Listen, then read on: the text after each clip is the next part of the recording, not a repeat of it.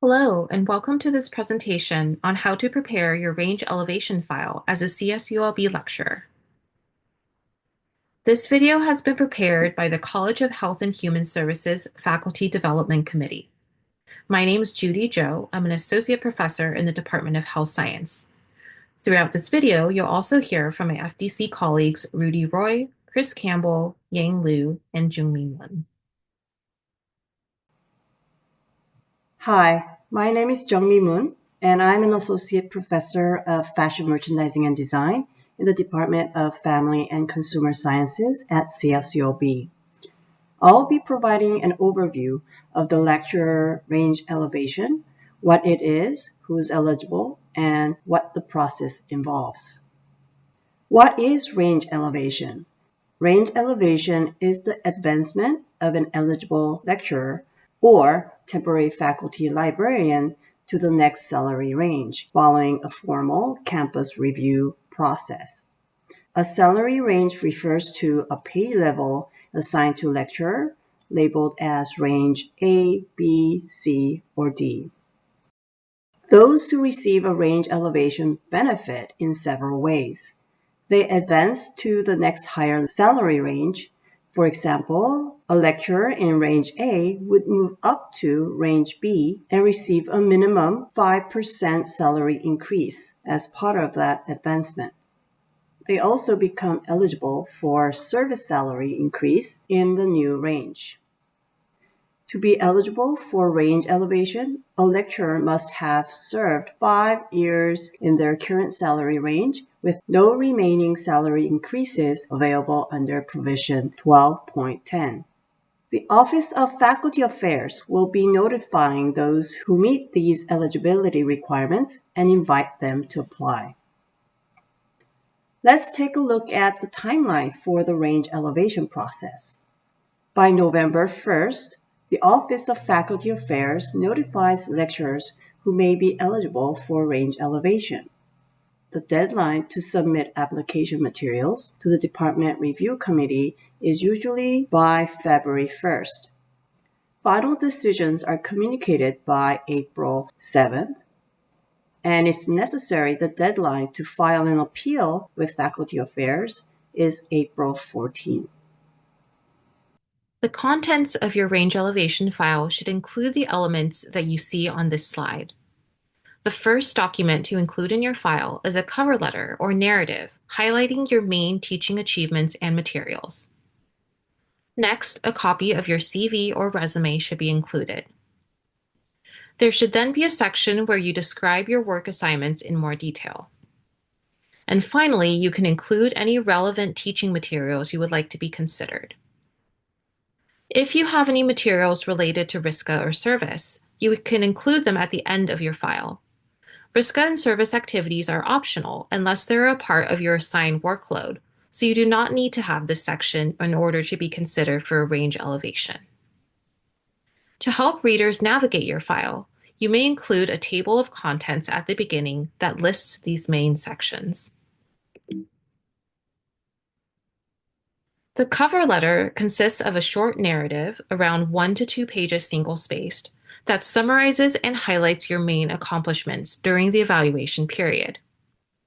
Areas you should address in your cover letter include a list of all your teaching assignments during the evaluation period, a narrative summary of student feedback, including spot evaluation results, and any changes in your teaching materials or methods that you made in response to student feedback, a brief description or summary of instructional materials such as syllabi, assignments, exams, and activities that highlight your teaching effectiveness, a summary of any service you have provided to students, such as career advising, serving as a research mentor, serving as an advisor to a student organization, and so on, and any professional development activities related to teaching that you have participated in. And again, if you would like to highlight any activities related to RISCA or service, you can provide a brief narrative summary in your cover letter as well. After your cover letter, you will need to submit a copy of your current CV or resume. Next, for each course that you have taught during the evaluation period, You should provide a table that summarizes student GPAs in comparison to departmental and college averages. A second table should summarize the scores you have received for each class on the spot evaluation.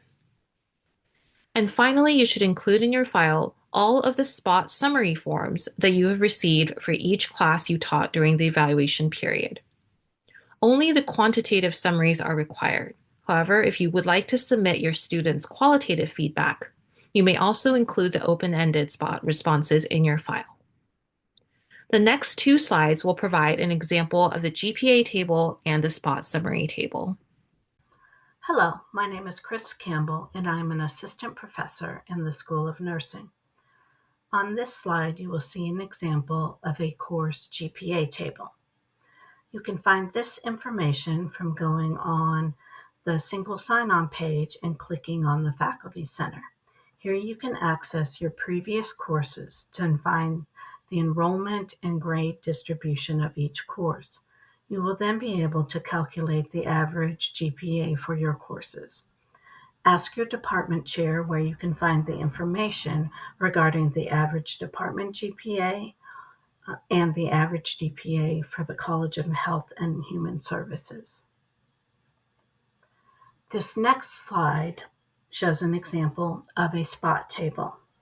For the last few years, this information can be pulled from the spot reports icon on the single sign-on page.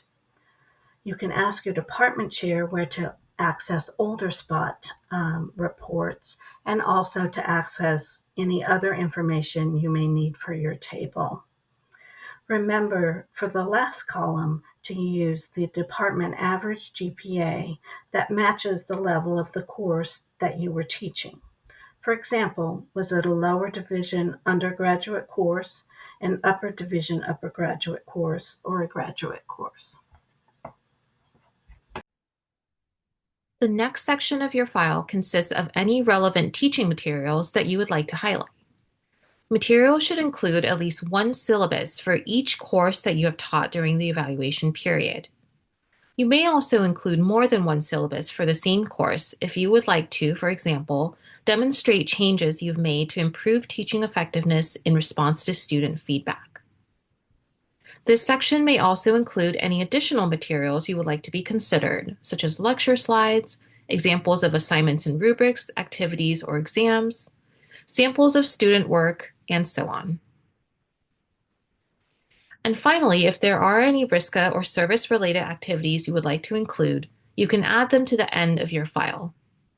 Areas to highlight may include activities related to professional growth and development, as well as university or community service. Again, this section is optional, so you can submit your file even without these materials. Hello, everyone. My name is Yang Lu. I'm your colleague from the Department of Healthcare Management. Here, we'll go over some tips and good practices for your range elevation application. First of all, Faculty Affairs will send by email a notification of eligibility to everyone who will become eligible to apply for range elevation the coming year, usually by November 1st. Keep an eye out for that email confirming your eligibility. If you think you're due to go up for promotion but haven't received the email, it's probably a good idea to double check with Faculty Affairs. Now, you don't have to wait till it's official application time to get ready for it. Consider a typical review period is about 5 years long. It can be much more manageable if all the files you need are already in one place. A simple, straightforward way to do this is to create a dump folder where you can deposit any documents that you think will be helpful for your application as soon as you have them. You can always organize them later when it's time. And if you feel like it, you could also sort them into a few categories. This is also a good place to keep track of your spot evaluations. Save the files under this folder after they become available every semester. It'll save you time later on. The SPA evaluations are usually emailed to you after each semester ends, and you can also find them from the SPA reports sheetlet in your MyCSULB account. When it's application time, as you assemble everything, make sure all the required components and documents are included in your application package in the correct order. In a narrative, you're encouraged to address any potential concerns that may arise from your application materials. For example, if some of your SPA evaluations were lower than the department and college means, you'd want to provide some context. Sometimes it was due to factors beyond your control, such as significant course redesigns, low response rates, or students not filling out the form correctly. Or it could be a particularly challenging course. Sometimes it did have something to do with how you taught the class. That's where it's especially important for you to document and demonstrate the changes and improvements you have made in response to student feedback. For instance, explaining difficult concepts more clearly or implementing new teaching methods. In addition, any professional development training you have attended would also be helpful to include. If the course was new and initially received lower evaluations, it's helpful to highlight an upward trend in student feedback over time, if that's available. What else can strengthen your application? Even though teaching is the primary focus in a range elevation evaluation, including additional information about your service and risk contributions can help. You can summarize and showcase any service work you have done for the department, college, university, and the broader community. Anything you have done to support student growth, both academically and professionally. And if you've engaged in risk activities such as conference presentations, patents, or applications, consider including those as well. Just be mindful to keep the information concise so you don't overwhelm the reviewers. Last but not least, definitely go for it when you become eligible. Apply. You can do this. Thank you for viewing this video. We hope that this information is helpful to you as you prepare your lecture range elevation file. For additional information, please feel free to visit the links you see on this slide, as well as reaching out to the CHHS Associate Dean of Faculty Affairs and Research. Best of luck with your range elevation review.